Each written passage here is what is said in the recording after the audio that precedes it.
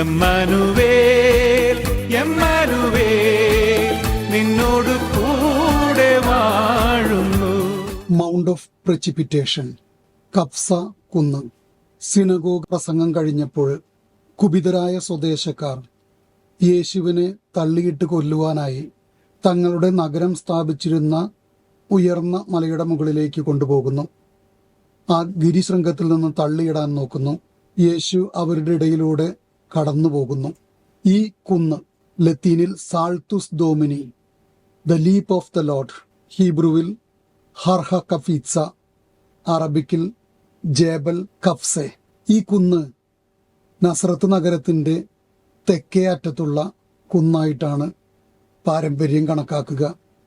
നഗരത്തിൻ്റെ അവിടെ നിന്ന് 1 മണിക്കൂർ നടന്നാൽ നമ്മൾ ഈ ഗിരിശൃംഗത്തിലെത്തും.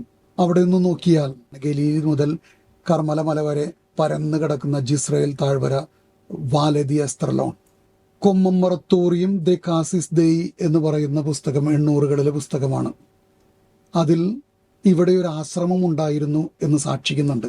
ഇന്നും അതിൻ്റെ ചില അവശിഷ്ടങ്ങൾ അവിടെ ബാക്കിയുണ്ട്. മധുബഹയും ജലശേഖരണിയും അൾത്താരയുടെയൊക്കെ ബാക്കി നമുക്കവിടെ കാണാം.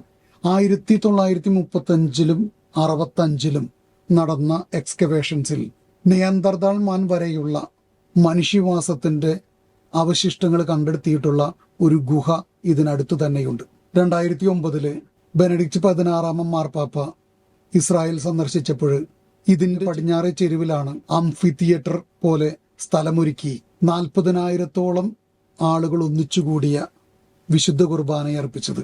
ഈ കുന്ന് നമുക്കൊരു ഓർമ്മപ്പെടുത്തലാണ്. സ്വദേശക്കാർ യേശുവിനെ തള്ളിക്കളയാൻ ശ്രമിച്ച സ്ഥലം. ഒരു പ്രവാചകനും സ്വന്തം ദേശത്ത് അംഗീകരിക്കപ്പെടുന്നില്ല.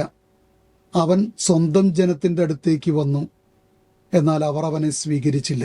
അനുദിന ജീവിത സാഹചര്യങ്ങളിൽ നമ്മെ സന്ദർശിക്കുന്ന ദൈവത്തെ തിരിച്ചറിയാൻ, നമ്മുടെ ഹൃദയത്തിൽ നിമന്ത്രണങ്ങളാകുന്ന ദൈവ സാന്നിധ്യം തിരിച്ചറിയാൻ അകക്കണ്ണുകൾക്ക് തെളിമയേകണമേ എന്ന് നമുക്ക് പ്രാർത്ഥിക്കാം.